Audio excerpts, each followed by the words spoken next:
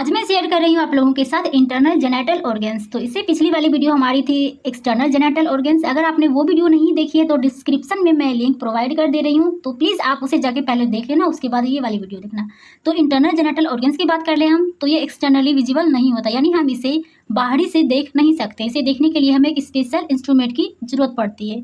और जो हमारे ये ऑर्गन्स होते हैं इंटरनल जेनिटल के, वो सारे पेल्विक कैविटी में प्रेजेंट होते हैं। और हमारा जो इंटरनल जेनिटल ऑर्गन्स है उसमें क्या क्या आता है? वेजाइना, यूट्रस, 2 फैलोपियन ट्यूब और 2 ओवरीज। वेजाइना जो है एक फाइब्रोमस्कुलर ट्यूब है जो कि एक्सटर्नल और इंटरनल जेनिटल ऑर्गन्स को कनेक्ट करती है एक दूसरे के साथ। और इसकी मेजरमेंट जो है एडल्ट फीमेल में उसकी एंटीरियर वॉल अप्रोक्स 3 इंच होती है और पोस्टीरियर वॉल अप्रोक्स 3.5 इंच होती है। और देख लें हम तो वेजाइना हमारे जो है कुछ चीज़ों के लिए पाथवे प्रोवाइड करती है। तो वो करती किसके लिए? मेंस्ट्रुअल ब्लड के लिए और यूटेराइन सेक्रेशन के लिए।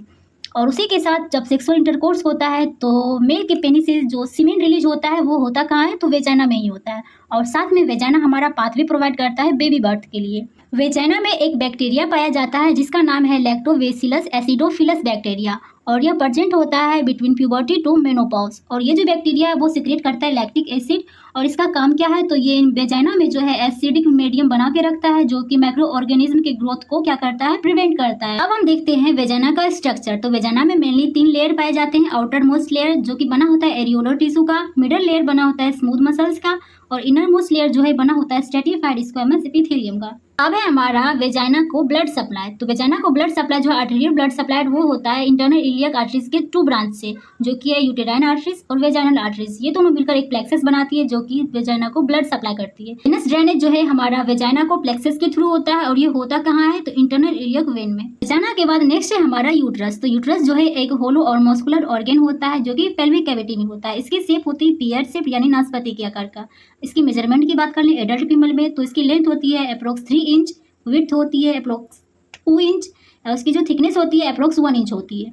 इसी के साथ हम यूट्रस के वेट की बात कर लें तो वो नॉन प्रेग्नेंट वुमेन में अप्रोक्स 50 to 60 ग्राम होती है, और प्रेग्नेंट वुमेन में अप्रोक्स 900 to 1000 ग्राम। यूट्रस का जो लोकेशन है वो यूरिनरी ब्लैडर के पीछे होता है और ये रेक्टम के आगे होता है। तो नेक्स्ट है हमारा पार्ट ऑफ द यूट्रस। तो यूट्रस में मेनली 3 पार्ट होते हैं, फंडस, बॉडी और तीसरा सर्विक्स। तो फंडस जो है हमारे यूट्रस का अपर ब्रॉड डोम शेप्ड पार्ट होता है, और इसके नीचे जो है फैलोपियन ट्यूब खुलती है, यानी हमारे 2 फैलोपियन ट्यूब है।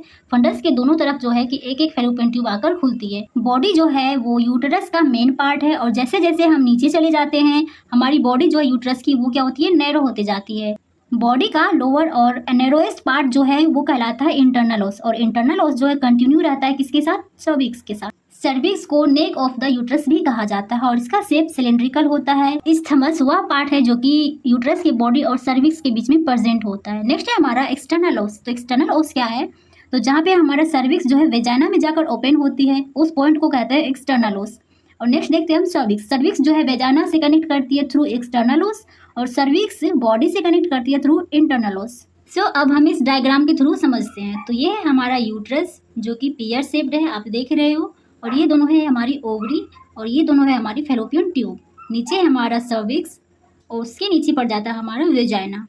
सो हम यूट्रस की बात कर लें तो यूट्रस का मेनली 3 पार्ट होता है। एक फंडस होता है जो कि डोम शेप्ड का आप देख रहे हो। नेक्स्ट है हमारा ये बॉडी जो कि ऊपर से जाकर नीचे पतला होता जाता है, और ये वाली जो पॉइंट है इसे हम कहते हैं इस्थमस। ओके, नेक्स्ट हमारा सर्विक्स आ जाता है, उसके बाद आ जाता है वेजाइना। एंड हमारा नेक्स्ट पॉइंट है लेयर ऑफ यूट्रस। तो यूट्रस में मेनली 3 लेयर्स हैं। आउटर लेयर जो है पेरीमेट्रियम, मिडल लेयर मायोमेट्रियम, और इनर मोस्ट लेयर जो है वो है इंडोमेट्रियम। सो सबसे पहले हम देखते हैं पेरीमेट्रियम। तो पेरीमेट्रियम जो है वो यूट्रस का आउटर मोस्ट लेयर है जिसे कि हम पेरिटोनियल लेयर भी कहते हैं। हमारे यूट्रस का जो आउटर मोस्ट लेयर पेरीमेट्रियम है वो 2 पाउच का निर्माण करती है। पहला पाउच है हमारा वेसिको यूटेराइन पाउच, और दूसरा पाउच है recto uterine pouch of Douglas. तो सबसे पहले हम देखते हैं वेसिको यूटेराइन पाउच क्या है।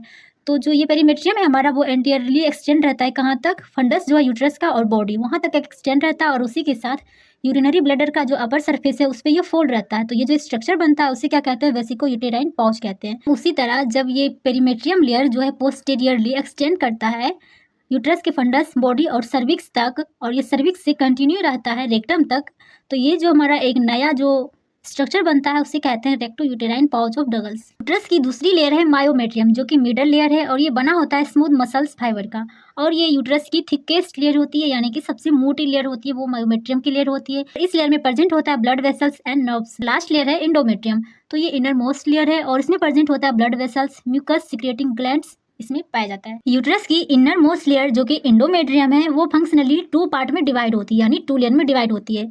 तो पहला लेयर हमारा पड़ जाता है फंक्शनल लेयर और दूसरा लेयर बन जाता है वेसल लेयर। तो हम देखते हैं कि हमारा फंक्शनल लेयर क्या है। तो ये जो है एंडोमेट्रियम का अपर लेयर है, जैसा आप ये समझ सकते हो ये हमारा एंडोमेट्रियम लेयर। इसमें जो अपर वाली लेयर है ये फंक्शनल लेयर और इसके नीचे वाली लेयर जो है वो है हमारी बेसल लेयर।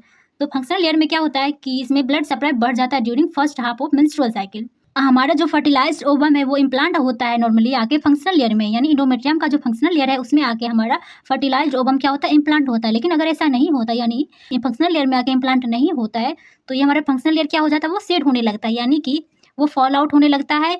और ये क्या होता है, थ्रू सर्वाइकल कैनाल वेजाइना से ये क्या होता है, बाहर आता है। और उसी के साथ क्या क्या आता है, हमारा ब्लड आता है और ग्लैंडुलर सिक्रेशन जितना सारा है वो सब क्या होता है, वेजाइना के थ्रू बाहर आ जाता है। तो ये जो बाहर आता है उसे हम कहते हैं मेंस्ट्रुअल सिक्रेशन। क्या होता है हमारा, जब मेंस्ट्रुएशन जो खत्म हो जाता है उसकी 3-4 दिन के बाद क्या होता है, वापस ये फंक्शनल लेयर क्या होता है, रिफॉर्म हो जाता है। एंडोमेट्रियम की हमारी दूसरी लेयर है वो है बेसल लेयर। तो ये हमारी परमानेंट लेयर है और ये होता है ड्यूरिंग मेंस्ट्रुएशन जो होता है ये सेड नहीं होता, यानी ये कि झड़ता नहीं है, ना ही ये बाहर आता है। ये परमानेंट लेयर है, वही फिक्स रहता है। और ये जो हमारी फंक्शनल लेयर जो है रिफॉर्म होती है मेंस्ट्रुएशन के 3-4 दिन बाद, तो वो किसकी हेल्प से होती है, तो बेसल लेयर जो है हमारी हेल्प करती है फंक्शनल लेयर को वापस से रिफॉर्म होने में। नेक्स्ट है हमारा blood supply to the uterus. तो आर्टेरियल ब्लड सप्लाई होता है यूट्रस को यूटेराइन आर्टरी से। यूटेराइन आर्टरी जो है इंटरनल इलियक आर्टरी से क्या होती है, उत्पन्न होती है। और उसी के साथ वेनस ड्रेनेज जो होता है इंटरनल इलियक वेन में होता है। तो हमारी वीडियो यहाँ पे काफी लंबी लग रही है, तो मिलते हैं नेक्स्ट वीडियो में नए टॉपिक के साथ। तो तब तक के लिए bye bye, take care and thank you so much मेरी वीडियो देखने के लिए।